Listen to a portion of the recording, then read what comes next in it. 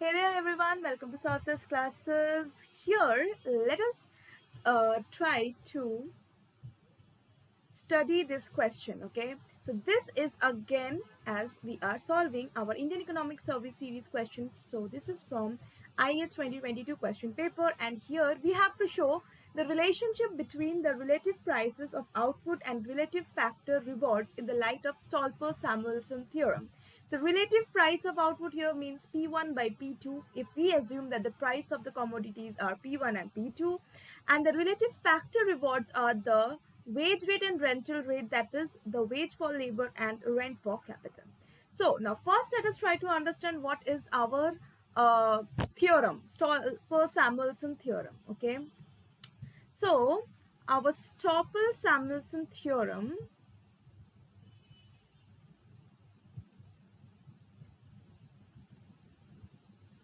postulates that, what does it postulate? Any increase in the relative price of commodity will lead to the increase in factor payment of a factor used intensively in that commodity. So what is the meaning here? So it simply means that suppose I have two commodities x1 and x2, and if the price of x1 and x2 is p1 and p2, and these two commodities are made using two factors of production, labor and capital. Now suppose x1 is labor intensive and x2 is capital intensive. So if p1 by p2, that is the price ratio, price relative of x1 increases, so that means p1 by p2 increases means p1 has increased. So p1 is the price of x1 commodity and x1 is made using labor intensively, that is x1 is labor intensive product. That means the wage should increase, as a result wage by rental rate should increase. Okay, so what is the meaning here? The meaning here is, suppose there are two commodities x1 and x2, their prices are p1 and p2. Okay, the factors used are labor and capital. Returns to labor is wage rate and returns to capital is rental rate. So these are the information that we have. Now, according to the Stolper Samuelson theorem, okay, one more thing, say L1 is labor intensive good, okay, and X2 is automatically capital intensive. Now, according to this theorem,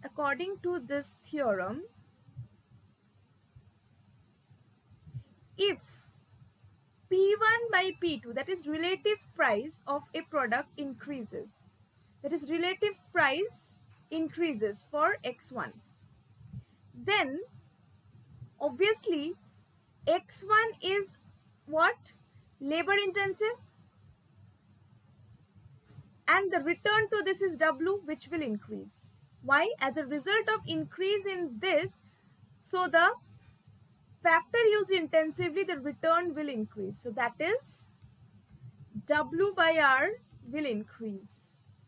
So this is our Stolper Samuelson theorem, which means that if the relative price of a product increases, then that particular product uses whichever factor intensively, the return to that factor will increase.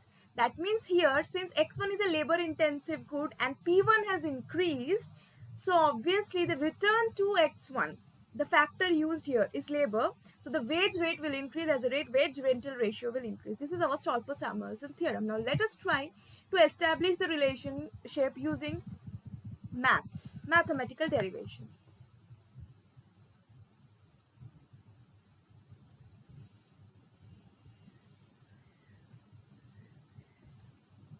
Okay, so for this, the first step is, let us assume two set of equation for A country, 2 commodity, and 2 factors of production framework, right? So that is AL1 into W plus AK1 into R is equals to P1. Let's say this is equation 1. And next one is AL2 into W plus AK2 into R is equals to P2, and this is equation 2. So here Aij represents amount of ith factor. What is ith factor? I is equals to L comma K. Okay, amount of ith factor used to produce 1 unit of xj commodity. J is equals to 1 comma 2. That means we are talking about x1 and x2 commodity, right? Now again, this is fixed. These coefficients are fixed. So let us take total differentiation of equation 1 and 2 we get. That's all. So if we take total differentiation of equation 1, what do we have? We have, this is fixed, so AL1 into dW plus AK1 into dr is equals to dP1. Okay, now let's try to moderate and simplify this. Okay, so what are we going to do? Next step is, let us divide with W, multiply with W, and divide with again P1. Okay, plus again AK1 divided by R into R by P1 is equals to dP1 by P1. Okay, so we have P1, that means we have divided P1 on both sides of the equation, and we have included W by W and R by R in each term. Now why did we do this? Okay, so for that, see, dW by W, this is the proportionate change in wage rate, and dr by R is the proportionate change in R, and dP1 by P1 is the proportionate change in price. So we can write down the next line as AL1 into W by P1 into proportionate change is W, that is W hat, plus AK1 into R by P1 into R hat, that is proportionate change in rent, is equals to P1 hat, that is the proportionate change in price of commodity 1. Now let us denote this as the share of labor in the price of the first commodity, share of rent in the price of the first commodity, with theta. Let's say this is theta L into W hat plus theta K into R hat is equals to P1 hat, and we say this is our equation 3. So similarly, if we differentiate equation 2, so similarly from equation 2 we get, since it is 1, so we will mention 1, theta L1 and theta K1. And for second commodity, so we will get theta L2 into W hat plus theta K2 into R hat plus P2 hat. This is 4. Now theta L1 plus theta K1 is equals to 1. Similarly, theta L2 plus theta K2 is equals to 1. This is the total share of labor and capital. So now from equation 3 and 4, okay, from equation 3 and 4, from this equation 3 and 4, it is very clear that P1 and P2 should lie between the wage rate as well as the rental rate of the factors. Then only it will satisfy the share, because P1 is in the share of this one and this one together, which is the total share 1. So obviously it cannot exceed W, that is why. So from 3 and 4 we can write down, from 3 and 4, it is clear that W hat, sorry, it is clear that P1 hat and P2 hat will lie between W and R. Let's say this is 5. So we have deduced few equations here. Now what we are going to find out is, using equation 3 and 4, we are going to calculate our theta determinant. Okay, that is, we are going to include all the shares of labor and capital and calculate the determinant. So theta is equals to theta L1, theta K1, theta L2, theta K2. Now let's solve this determinant.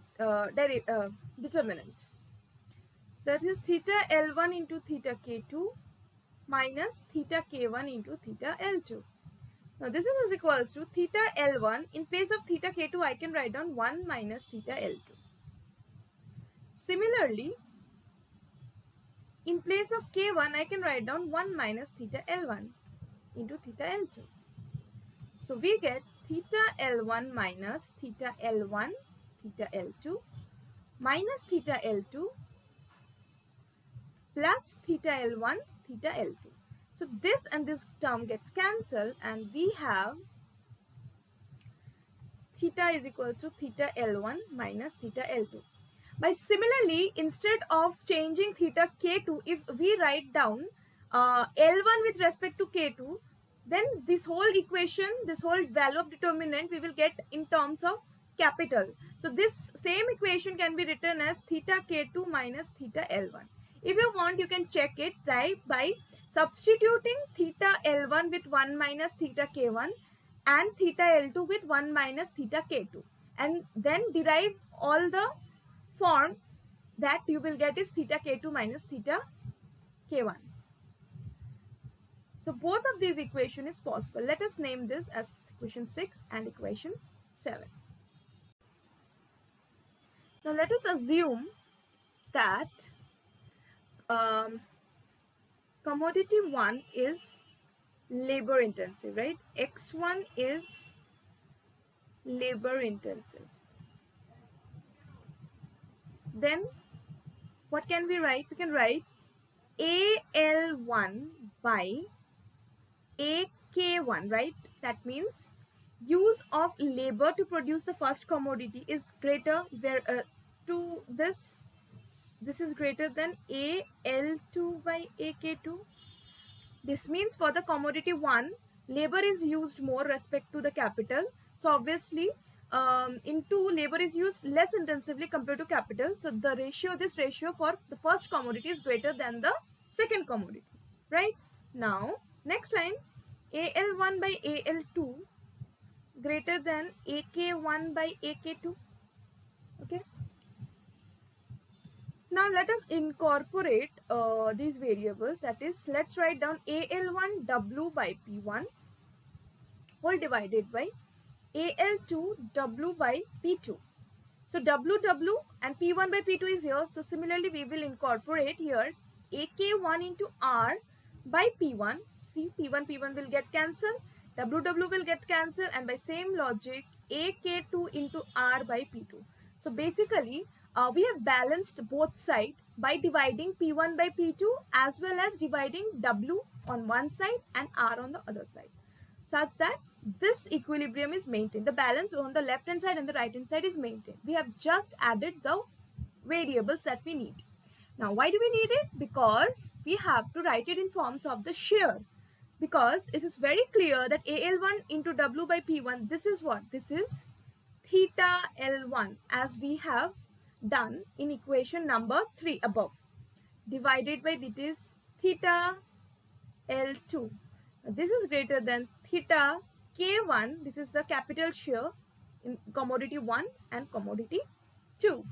Now we can solve it in this way. Theta L1 into theta K2 is greater than theta L2 into theta K1, which can be written as theta L1 into theta K2 minus theta L2 into theta K1 is greater than 0. Now try to recall this equation. If we go up, up, up, this is nothing but our determinant value, theta L1, theta K2 minus theta K1, theta L2. So let us write down that the determinant is greater than 0. So this implies that the value of determinant is greater than 0. Now, since theta is a fraction, so obviously 1 by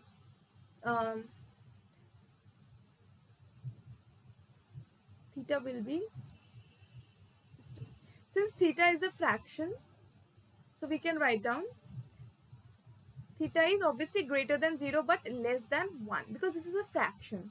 Therefore, 1 by theta is greater than 1. Okay. This is another important result that we will need in order to prove the Stolper Samuelson theorem.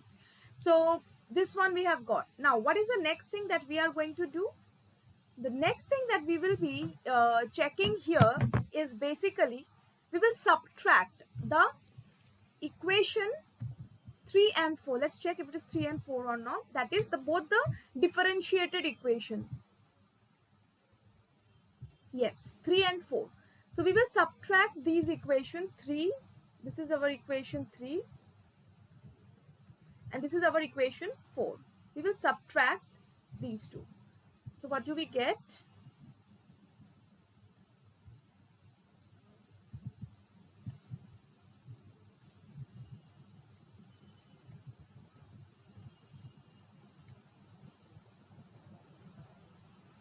We get theta L1 minus theta L2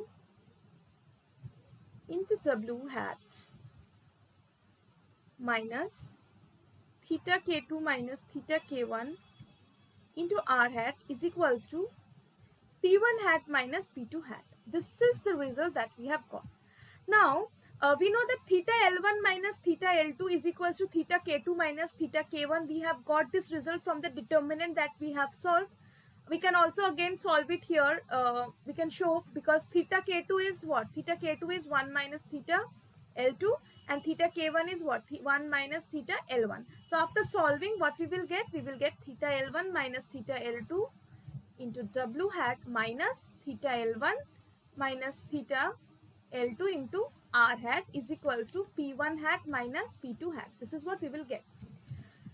So now let us take this as common. So we get theta L1 minus theta L2 as common and we have W hat minus R hat remaining, which is equals to P1 hat minus P2 hat. Now let us put the value of determinant here. That is, we get W hat minus R hat is equals to 1 by determinant of theta into P1 hat minus P2 hat. So let's say this is equation number 7. Now using this, we are going to prove the Stolper Samuelson theorem. How? See. So we suppose that according to the Stolper Samuelson theorem that we have assumed suppose price of first commodity is greater than the price of second commodity. This change in the price of first commodity is more than that of the second commodity, right? So this is clear that P1 hat minus P2 hat is greater than 0. Again, we have just now saw that 1 by theta 1 is greater than 1. So this is very clear that W hat minus R hat is greater than P1 hat minus P2 hat. Why? Because this is equal when this term is multiplied. So W hat minus R hat is equals to this price difference into something that is greater than 1 is multiplied. So obviously this is greater compared to just P1 hat minus P2 hat. So that is what we have written, that W hat minus R hat is greater than P1 hat minus P2 hat. And now we know that P1 hat minus P2 hat is greater than 0. So this implies W hat minus R hat greater than 0 implies W hat is greater than R hat. When? This is possible when P1 hat is greater than P2 hat. So this two line, is actually our Stolper Samuelson theorem's postulate, right? That is, if the price of this commodity if the price of x1 commodity increases more than the price of second commodity, then the factor used intensively to produce x1, that is labor, its return will increase more, that is W will increase more than rent, right? So here we have proved our Stolper Samuelson theorem.